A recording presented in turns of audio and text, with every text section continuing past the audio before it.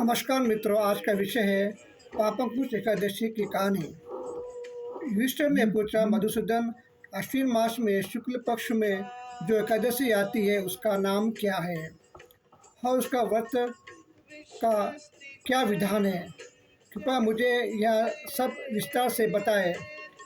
भगवान श्री कृष्ण ने कहा, हे धर्मराज, अश्विन मास में शुक्ल पक्ष की एकादशी का नाम पापंकुश एकादशी है।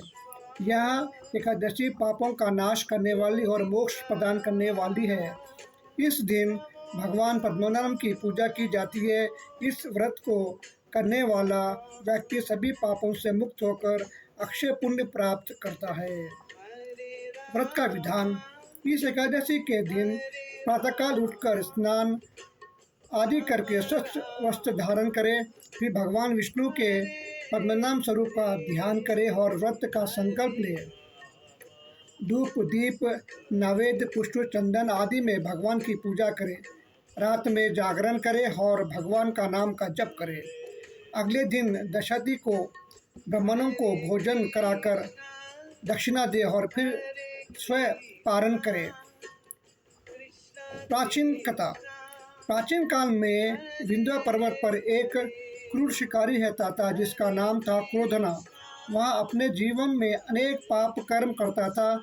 जीवन की हत्या, चोरी, झूठ बोलना आदि।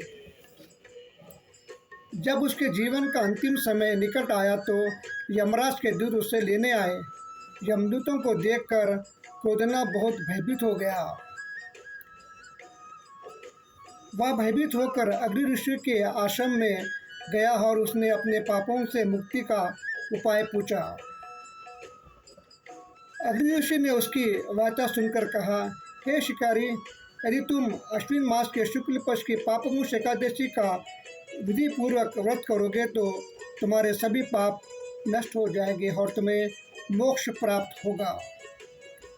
क्रोधना ने ऋषि के वचनों पर विश्वास किया और श्रद्धापूर्वक पापंकुश एकादशी का व्रत किया। उसने विधि विधान से भगवान पद्मनाभ की पूजा की, रात को जागरण किया और अगले दिन पारण को ब्राह्मणों को दान दिया। इस व्रत के प्रभाव से उसके सभी पाप नष्ट हो गए और वह विष्णु लोक को प्राप्त हुआ। भगवान श्री कृष्ण ने आगे कहा, हे युधिष्ठिर, जो मनुष्य पापंकुश एकादशी का व्रत करता है वह सभी पापों से मुक्त होकर मोक्ष को प्राप्त करता है। इस व्रत के प्रभाव से धन, धान्य, संतान और सौभाग्य की प्राप्ति होती है। गंगा, गया, काशी, कुरुक्षेत्र जैसे तीर्थों में स्नान करने से जो पुण्य मिलता है वह इसका एकादशी को व्रत करने से प्राप्त हो जाता है। इस एकादशी के दिन कोई मनुष्य भूखे रहकर भगवान का स्मरण करके दान करता है, उसके 10 पूर्वजों, 10 भावी पीढ़ियों और 10 अपने वंशजों का सभी स्वर्ग की प्राप्ति होती है।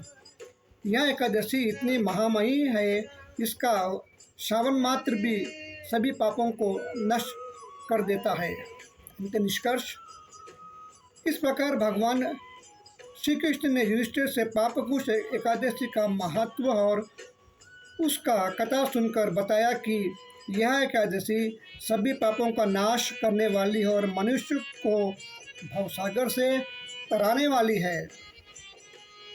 हरे कृष्णा कृष्णा कृष्णा हरे हरे। कथा अगर अच्छी लगी तो दूसरों को शेयर करिए और चैनल को सब्सक्राइब करिए। हरे कृष्णा कृष्णा कृष्णा हरे हरे।